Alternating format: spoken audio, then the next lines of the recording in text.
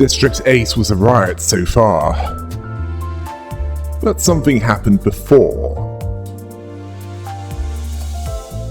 they got to where the next golden barrel would be.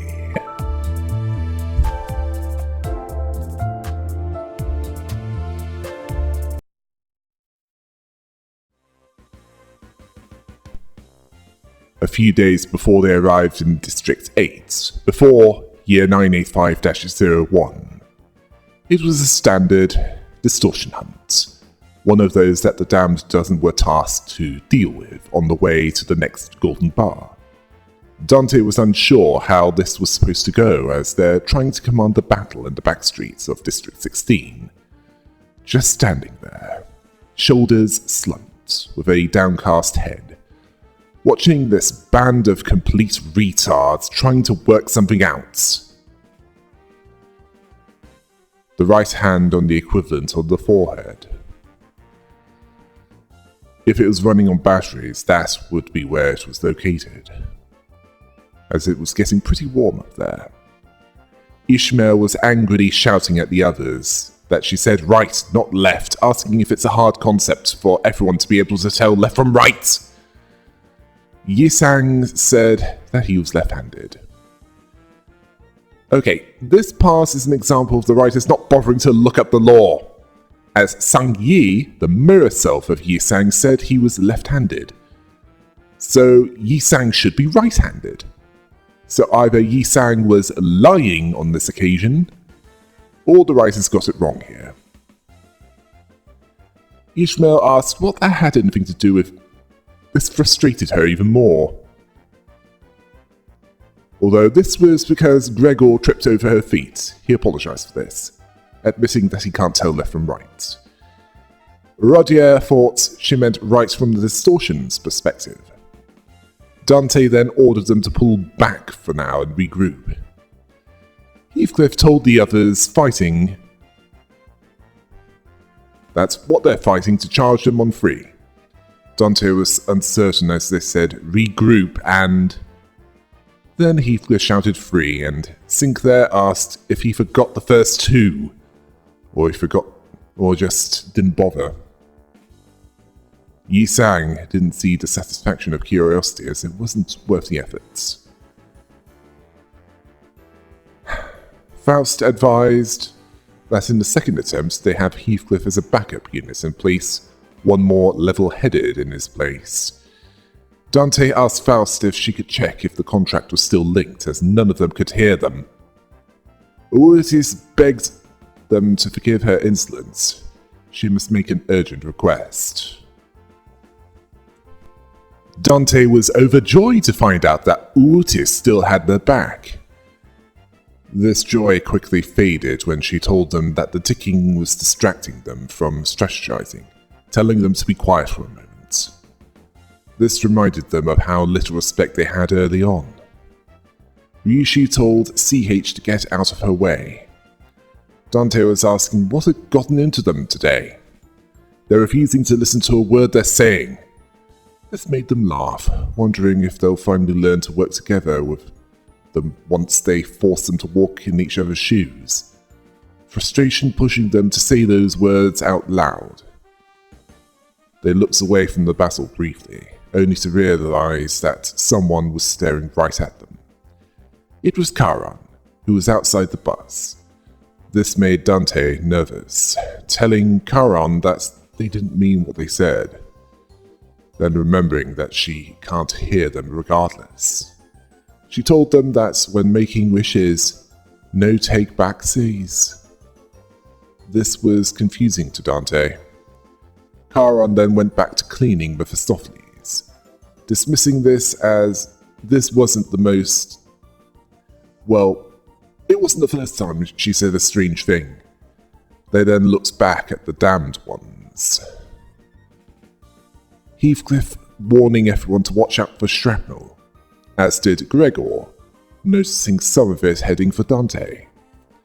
It was too late as they heard a loud and clear clang of something bouncing off the metal plates, their vision flashing black and feeling a strong shock to the upper back, asking if they fell on it. Their vision was blurry, and Ishmael could barely be made out, likely asking if they're okay. Otis saying to someone, "How dare someone speak to Dante?" Most likely. Dante felt like they were feeding. Thinking felt bothersome, like a slab of lead. Feeling like taking a nap. Masol, now, I couldn't make out what he was saying. They were all gathering around Dante, whose vision was still blurry. Then Dante remembered a star, seeing a falling star shooting off somewhere. After that, Heathcliff told Dante to get up. Dante was disoriented, asking when did they fall asleep?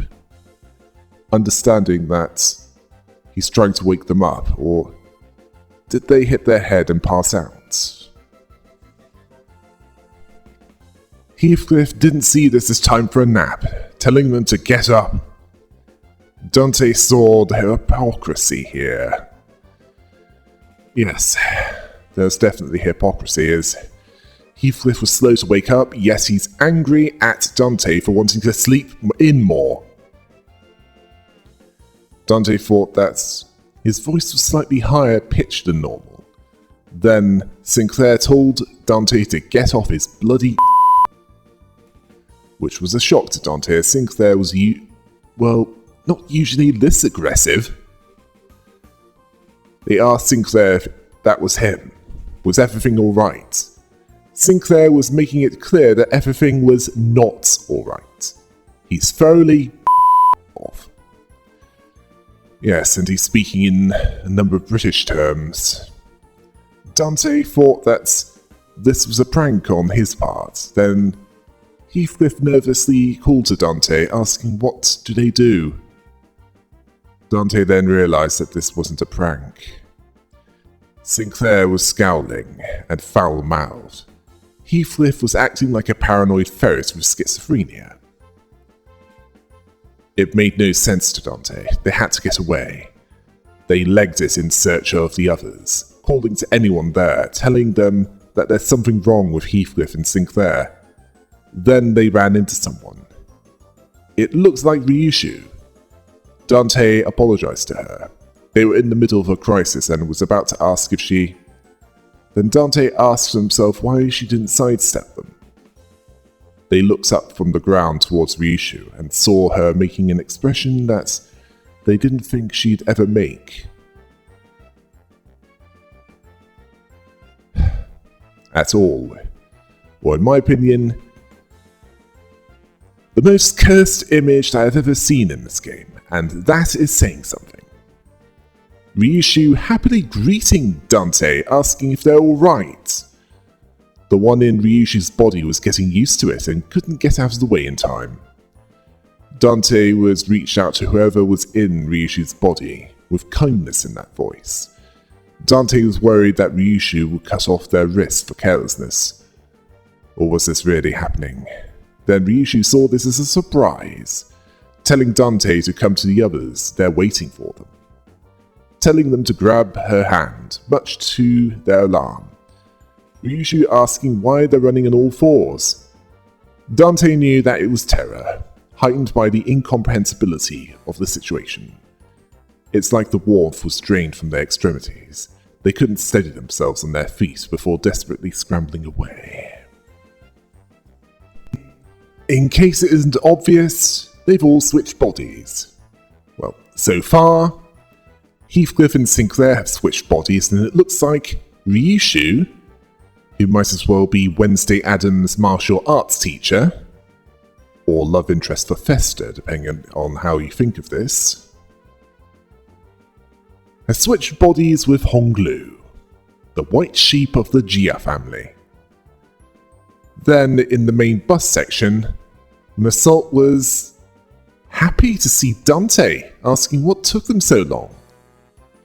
They've been looking all over for them. Yes, Massault was being sociable? He then told Dante that their bodies were switched all over the place when they woke up. Then Roger made it clear that their minds were interchanged with one another due to a cause that is yet to be determined. The suspected time of occurrence last night. Clearly, Massol, the possibly autistic former N-Corp member, and Rodier, the former communist in all but name, were switched. Rodier in Massol's body found that face on her body as the funniest thing ever. She then imitated Massol, unable to do that with a straight face. Dante failed to see how funny this was. Massol told them that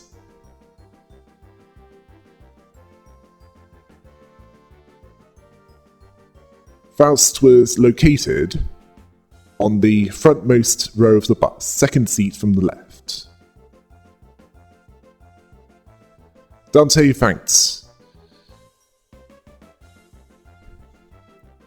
the one in Rodier's body, asking him to point that out as they can't think straight right now. Hearing him using Rodier's voice, he would do so. Dante couldn't thank him, lacking the strength to do so. Stumbling to where the seat was, Faust was found, who said to Dante, haltingly, and then Dante was relieved that she was fine, but just as they were about to ask what was going on, it was clear that Don Quixote was in Faust's body, which was the second most cursed image. Dante realized that they were officially boned. She was angered by this rude remark. She then spoke of overcoming the quite odd sensation upon possession of that body. She felt like an immense, unparalleled genius, like she was unenlightened before. She saw a clear vision of the future.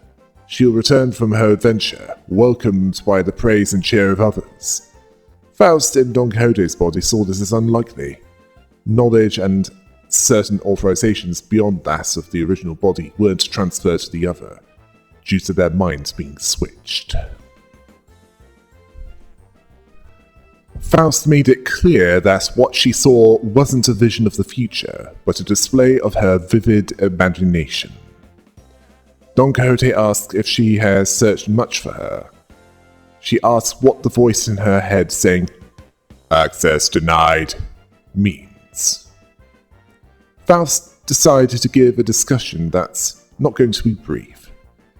Dante asked if this was even the time for... Then Otis walked up to Dante, who noticed her approach, asking who is in there. The anxiety mixed with melancholy in the eyes were a clue. Yi Sang was in there, who told Dante that the bizarre circumstance was just as inexplicable to them as it was to him. Yet they must remain calm. They need to analyze the situation. Then Otis in Yi Sang's body was offended that Yi Sang assumed her form and used that opportunity to usurp her position as Dante's right-hand officer. Telling him that while using her voice, he will address Dante by their full title and not their name like some ignorant fool. Otis saw this as a mistake of the greatest proportions. Or rather, Yi Sang saw that, and Otis was angered by this, seeing the only great mistake was to let that slide, asking how long was he planning that treachery. Dante told them both to stop. Roger alerted Dante to Gregor. He wasn't looking so good. Otis told her to ask him herself. Roger said that it's not like they're strangers, speaking of the funny feeling when they bite into one of the special chocolates with something in them, without knowing what that something is or where that something is. So you can't help feeling uneasy about giving it a full bite, asking if that makes sense. Then it was clear that Gregor was in Ishmael's body, asking them to be not to be so crass for a second. Dante wanted this to stop. Ishmael greeted Dante in a friendly way. Somehow that happened. He doesn't have a clue what happened.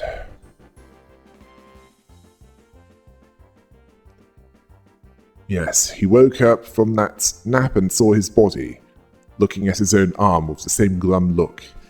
Yep, Ishmael was in Gregor's body and Gregor was in Ishmael's body. Ishmael complained that she was a sea woman. Insect parts didn't mesh well with the sea. She was speaking a voice that clearly wished she was anywhere else. Gregor told Ishmael that she'd get used to it. He almost vomited when he saw that in the mirror the first time. Ishmael didn't see this as the same thing and saw it as a roundabout way of putting it. He could have just said it outright, making things incredibly awkward. Otis shouted at the useless imbeciles, asking how could they let that minor issue of switching bodies bring them all to such disarray. Well, they've been reduced to utter chaos for less than that. Yisang apologized, as while the voice and appearance were his, the words were not. Dante thought about it and came to the conclusion that they were in hell. Well, Jean-Paul Sartre once said that hell is with other people, which was based on his play No Exits, first performed in May 1944, where 3 dead people were in hell and were punished by being locked in a room with each other for eternity. I don't think he had this in mind when he wrote that. Dante saw this as what Virgilius meant by, "You will embark on a trip to the inferno." This is where it's been leading up to.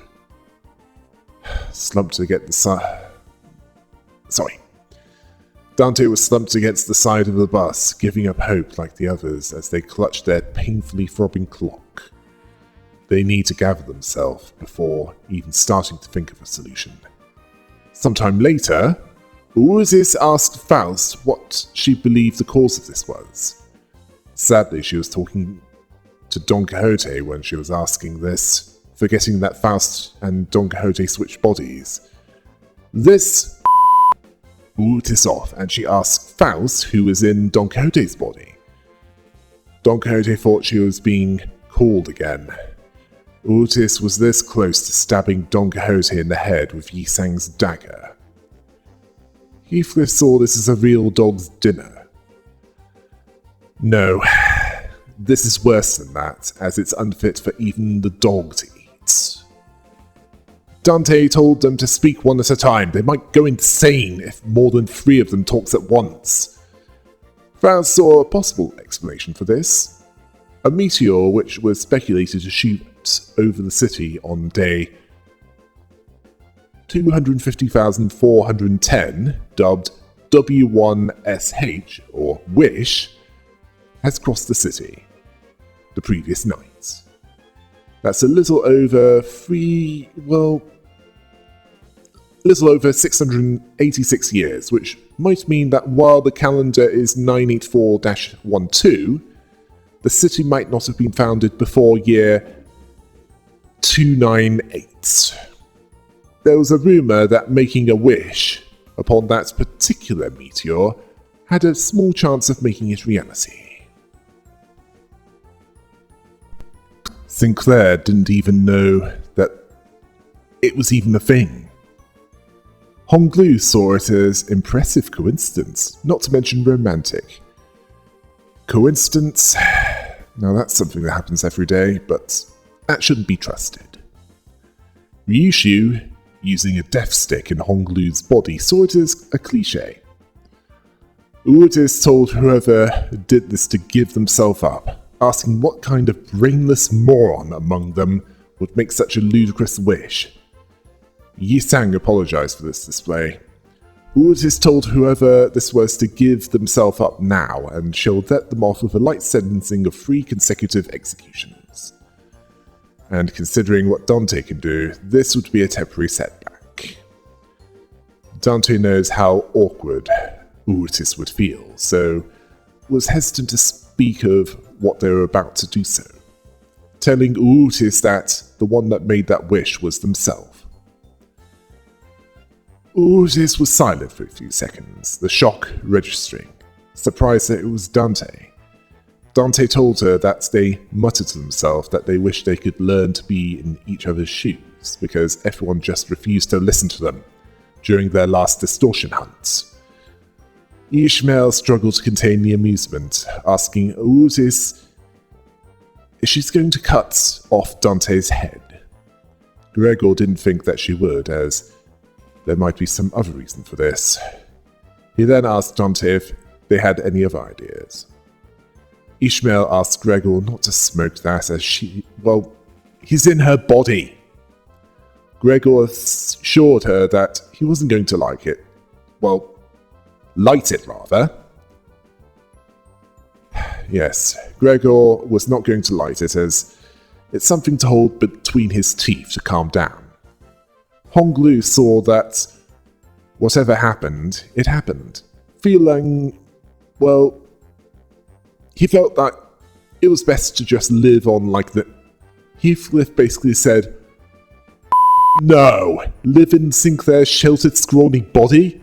No, thanks." Sinclair told him that he's been working out, which explains why they've all improved. This meant nothing to Heathcliff. Ryushu thought that this was too bad, suggesting that they KE or kill everyone and turn the clock. She said this as she was smoking her 11th death stick of the day, while reaching over her shoulder, realizing that her sword wasn't there. She demanded her sword from Honglu. Dante was asking how she was so comfortable with chain smoking in someone else's body. Honglu didn't seem to mind, although he found her sword to be hard to unsheathe. Ryushi told him that he should prepare for consequences if he does so.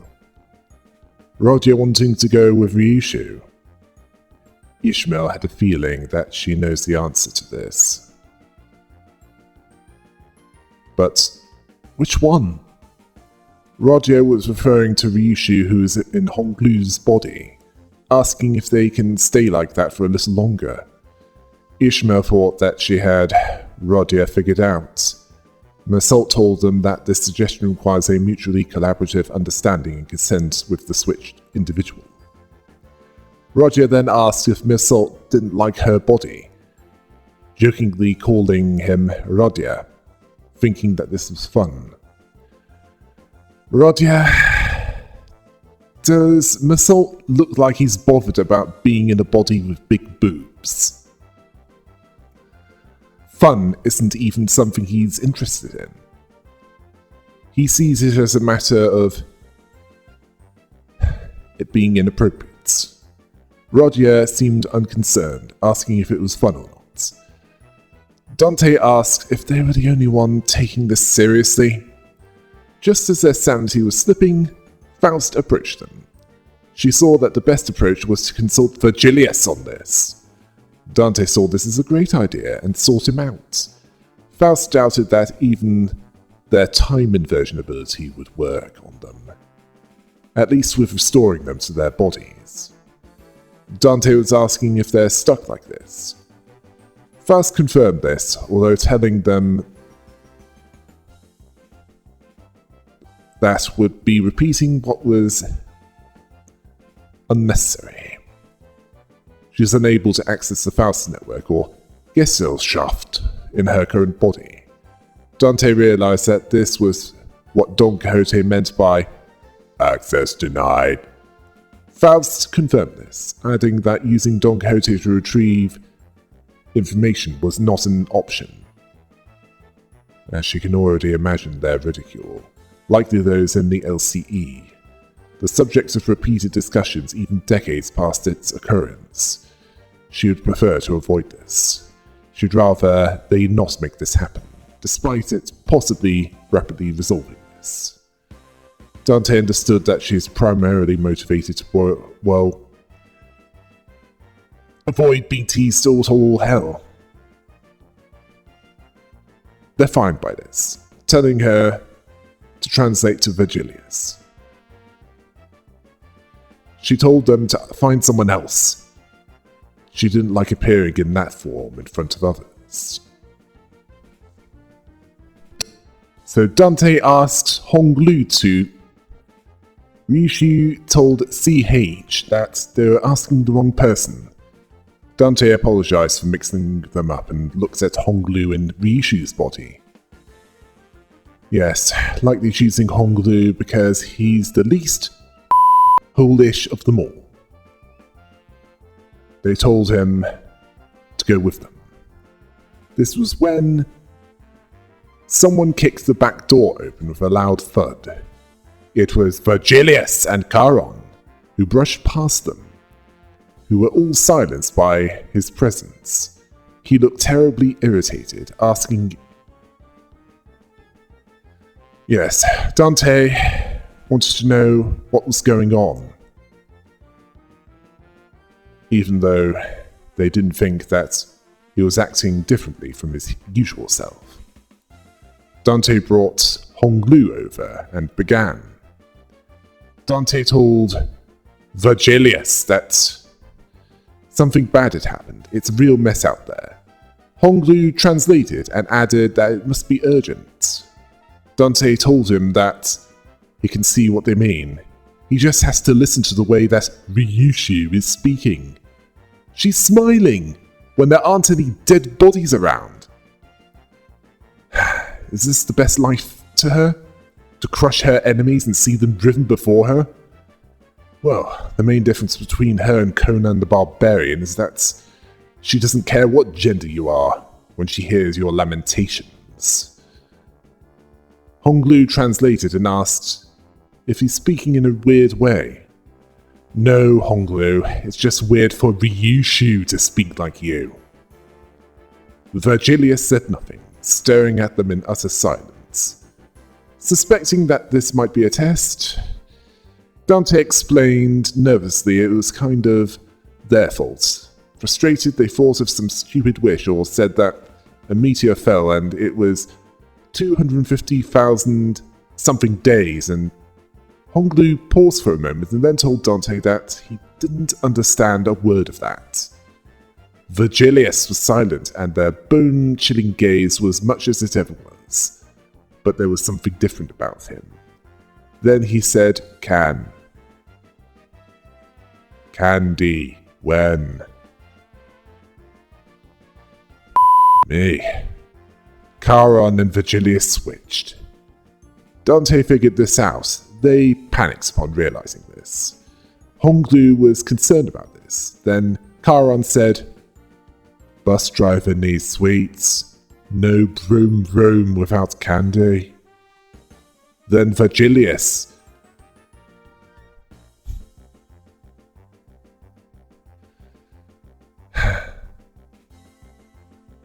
Brought to Dante's attention and angrily asked, what kind of ridiculous wish did they make on the star to put them in this mess? Honglu realizing what happened, asking if Virgilius brought some candies. This made Dante pass out, and sometime later, Heathcliff was relieved, then asked if they had any visions during this, asking if they had a way of putting them back in their own bodies. Roger told Dante that Ryushu was insisting that they employ the DRDR, or Die Revive method. So it took some effort for them to hold her back. Ryushu saw that Honglu's polearm, or Guandao, will do. She can't promise OHKO, or one-hit knockouts, though. Don Quixote has other less relevant ideas, seeing that since she had white hair, she could do a Princess of the North Snow cosplay more successfully. Faust denied this frivolous use of her body. Urtis was angered by Yisang still being too weak, telling him to puff out his chest and be bold. Push the voice out straight from his gut. He said, "You pathetic wimps," quietly. Urtis told him to say it louder. He tried again, but he couldn't do it. Ishmael asked if She's going to do this now? She then asked Dante what Virgilius said, as she didn't hear the conversation, asking if he's going to make a report to the higher-ups and ask them to resolve this. Dante was unsure how to put this. Massault didn't see this as a feasible solution. Gregor asked why. Elaboration was needed. Sinclair was nervously pointing out that Virgilius was hugging something, not knowing that Charon was in his body. Virgilius told them that it's Komi, Charon's favourite plush. She really treasured it. Dante asked if that explained things. Then Charon said Komi won't stand no candy. Komi says no. This angered Otis, asking what this means. Yisang advised not provoking Charon right now, considering that she was in the body of a color fixer. Don Quixote asked if Kohomi was a villain from a book. Then Heathcliff, not remembering that he's in a weaker body, told her not to talk to them like that. If she's not going to stand it, what is she going to do? Sinclair was more understanding, telling him not to antagonize her or they'll fight her, who is in Virgilius's body. This is a good reason to go to Brown Alert, as he's stuttering while saying this, and Heathcliff threatened to bash his own head in if he hears 3 more stutters from him. Well, in this case, Sinclair has good reason to do that. He's not suicidal. Sinclair was ready to his pants. Or rather, Heathcliff's pants. Don Quixote understood that it was unwise to battle with Colour Fixer, seeing as she knows more about them than most there. Then Massault, in his autistic detail, told them that Kurumi was 7% cotton fibre, 3% synthetic fibre, and 90% cotton wool, but the physical damage that it can deal is non-negligible, as the evidence of several stitch marks indicates serious combat experience. Could it be one of Uria's teddy bears? Roger thinks that Virgilius is cute in Charon's body. Ryushu said Keela, telling Sinclair to translate, who said, "Kill everyone lucid again." Don Quixote was more concerned about Faust removing the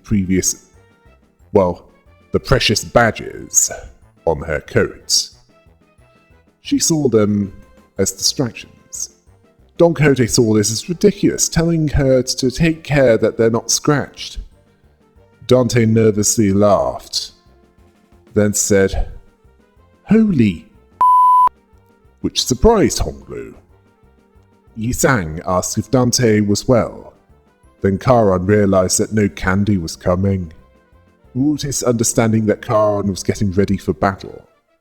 Dante asking what they can do. With Faust translating, specifically to Virgilius, he told them that they must be aware Charon has no fighting knowledge or experience and doesn't know how to use Gladius, no matter how augmented his body was. That's the greatest advantage they have. Difficult, but not impossible. Although he made it clear that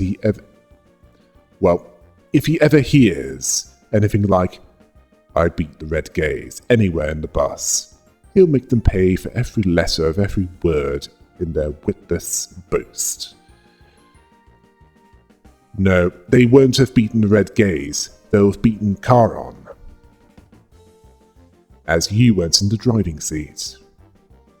Heathcliff knew better than to put that to the test. Charon said that Gormy's mad, bus drivers going on strike. Ishmael asked why they're fighting a colour fixer.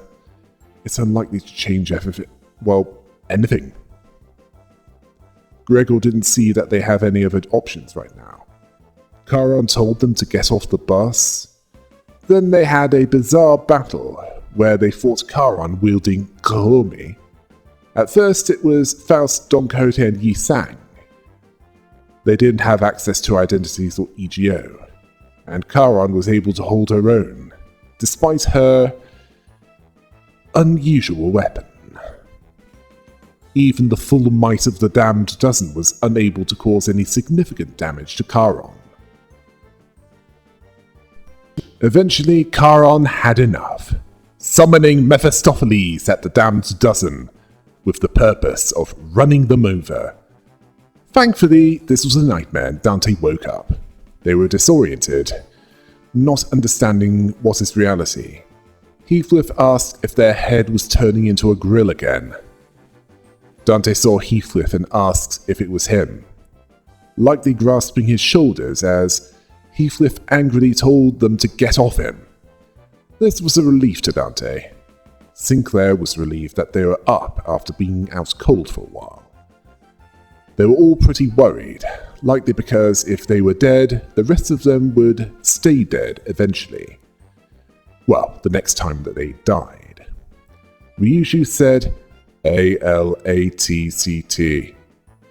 Sinclair translating this as long as the clock turns. Yi Sang told them that they were quite worried. Then Faust told them that they were quite safe. Rodia was worried if Dante would ever wake up. Honglu was concerned that Dante was alright. Based on the trembling hour hand, Ishmael asked if they could call Hohenheim to run some tests on Dante. Faust already dealt with that. Dante doesn't need assistance. Don Quixote regretted her negligence as she didn't expect that Dante would be in the range of shrapnel. Massault recommended extending the distance between Dante and the battlefield in future battles to minimize certain risk factors. Gregor appreciated Dante but advised them not to try so hard that they'll hurt themselves. Urtis took full responsibility for this, bound for Dante, in the hopes of seeking. Dante liked them exactly as they are. Virgilius then appeared, who could tell by the ticking noises that they sounded moved. He was also relieved that they wouldn't have to remove their clock hands, which wouldn't be pleasant. Once that was dealt with, they stepped off the bus to do some stretches. They overlooked the highways that spread out like the vines grown by Snow White's apple in the Boston Corporation. Then Charon appeared and said, "Twinkle, twinkle, stars," saying that Mephi, twinkle, twinkle like stars. She was cleaning Mephistopheles. Dante was addressing her as she was sucking on candy, not knowing where she got it. They saw it as pointless to ask if Virgilius got it for her, which was the most likely source of it, as there was none around that could translate. So they gazed towards the night sky. She said that she told them so, careful with wishes, no take backsies. This surprised Dante. This lingered on them for a while. The night sky held its silence, a quiet protest of innocence. This might hint that Charon knows more than she's saying. That she was aware of what Dante was wishing. That she might not be ignorant of what Dante was saying.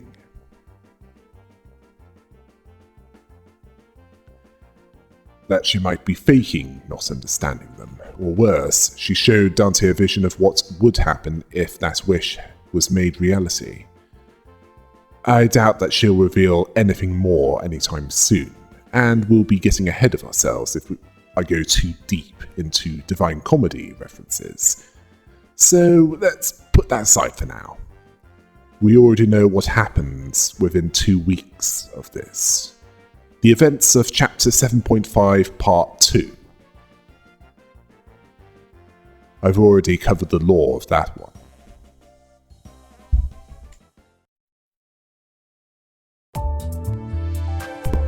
Well, that was a bigger mushroom trip than the last Midspring night's dream, wasn't it?